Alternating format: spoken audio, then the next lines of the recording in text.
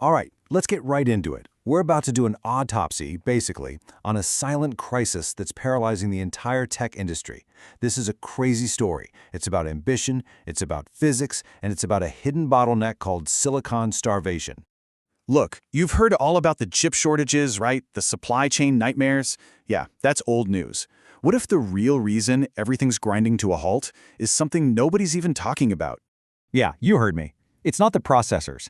It's not about how fast the chips can think. The real bad guy here, the thing that's secretly strangling all this progress, it's the memory. So let's dig in. To really get what's going on, we've got to treat this like a full-on investigation. We're basically performing an autopsy on this hardware crisis to figure out what's causing, well, what one report calls a silent, massive cardiac arrest. And that quote, man, that really sets the stage, doesn't it? This isn't just some little slowdown. We're talking about a full-blown, systemic failure. And this thing, it threatens everything, from the future of AI all the way down to the video games you are hoping to play, this decade. Okay, so where do we even start looking for clues? Well, let's go to the biggest game in town, AI. For ages, the story was all about not having enough GPUs, right? Not enough NVIDIA chips. But then, we got this absolutely shocking confession from the very top. And get this, that's from Demis Hassabis, the head of Google DeepMind. We're talking about one of the literal godfathers of modern AI. So when a guy like that says the real problem is memory, the entire world snaps to attention. He's telling us, flat out, that our most powerful AIs are basically being starved to death. So what does that actually mean? Okay, for a long time, most programs were compute-bound. Simple, right? The processor was the slowest part of the equation.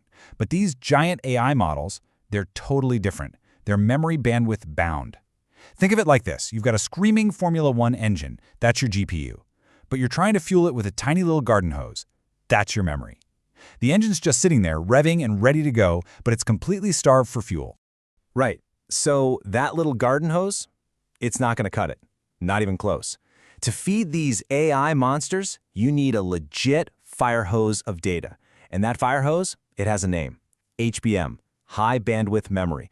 This stuff is an absolute engineering marvel. They literally stack memory chips on top of each other to create this super wide, super fast highway for data to get straight to the processor. But wait, the rabbit hole goes even deeper. The real bottleneck isn't even making the HBM chips themselves. It's the insanely complex, super delicate process of actually attaching those memory stacks to the GPU. It's a packaging thing, a special tech from TSMC called CoWoS, and there's nowhere near enough capacity to keep up. Okay, so AI is getting throttled. Big deal, right? Who cares about some crisis in a giant data center somewhere? Well, here's why you should care. That shockwave just slammed right into your living room. It's taken the entire gaming industry hostage. Yeah, just take a good look at that number. According to some really deep supply chain analysis, that is now the most likely year we're going to see a PlayStation 6, 2029. Just let that sink in for a second. But why so long? It all comes down to the brutal economics of the console business. You know how it works, right? For decades, Sony and Microsoft have sold you that shiny new box at a loss. They make their money back on the games, the subscriptions, all that stuff. But the kind of memory they'd need for a true next-gen console, this new GDDR7 stuff, it's so ridiculously expensive now that their whole business model is just completely broken. And here's the bottom line. If Sony tried to launch a PS6 anytime soon with the specs we all want, the cost of the memory alone would push the price tag well over $1,000. $1,000. It's commercial suicide. Nobody's going to buy that. So they have no choice. They have to wait. And that, my friends, is what's making this the longest console generation in history. So how on earth did we get into this mess? To really get it, we have to look at the basic science. See, this crisis, it isn't new. It's the final, ugly result of a problem that computer scientists have been screaming about for decades. It's a fundamental flaw, and it's called the memory wall. And the memory wall is just a name for a really simple idea. The massive and still growing gap between how fast processors can think and how fast the memory can actually feed them the data they need to think about. For 50 years, right, we had Moore's Law. And because of that, processor speeds have just been shooting for the moon. An exponential, absolutely breathtaking pace. They're a rocket ship. But memory speed? It's been improving at a snail's pace. It's the turtle in this race.